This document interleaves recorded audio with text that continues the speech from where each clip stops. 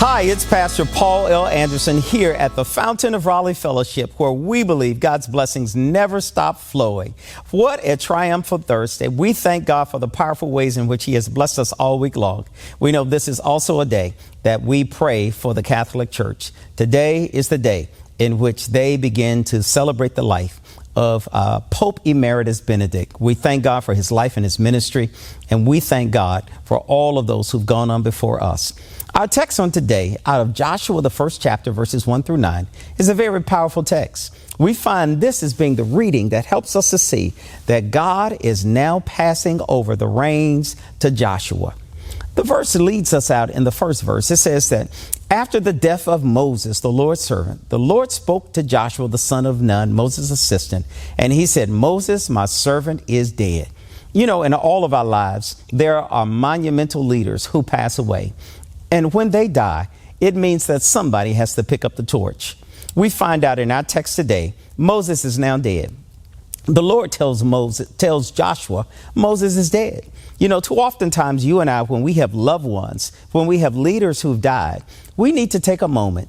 We need to grieve their death. We need to mourn our loss, but then we need to keep moving. The text lets us see that Moses is dead, and now Joshua is the one who will lead the Israelites. Joshua was Moses' assistant, Moses' apprentice, and now he gets to the Jordan River. As he crosses the Jordan River, he says, I made a promise.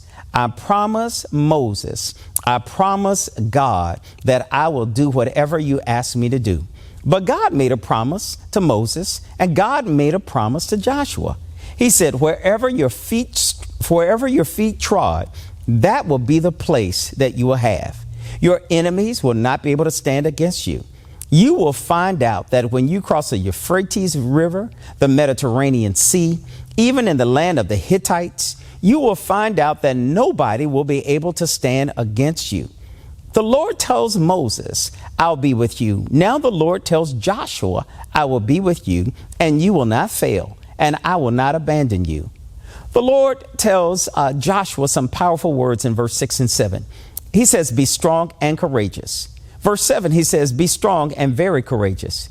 He begins to constantly tell Joshua, Joshua, you can do it. This becomes a message to all of us. We have had leaders who have now crossed over to the other side, and that you and I must now take up their mantle. We must do the work that God has given us to do. God is telling us, you can do it. Be strong, be courageous. All of us must know that He has put His trust in us, that He has given us a sacred trust. And for that reason, we have to hold sacred what God has given to us. We must study and read what He has for us to do and follow His instructions. In verse 8 of the text, he says, study the book of instructions continuously. That is the book of my law. Meditate in it day and night, and make sure you obey everything that is written. If you do this, you will prosper and succeed in everything you do. This is my commandment. Verse 9 again, he says, be courageous, be strong, and don't be discouraged, for the Lord is with you wherever you go.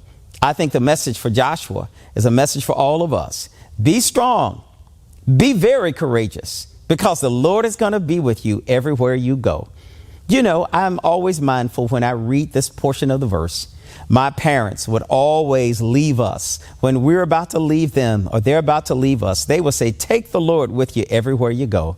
This is a message that reminds us, if we take the Lord with us everywhere we go, we'll always be on solid ground. May God bless you. May heaven smile upon you, and take the Lord with you everywhere you go. To sow a seed to the Fountain of Raleigh Fellowship, visit our newly redesigned website, thefountainofraleigh.org, and select Sow a Seed from the homepage.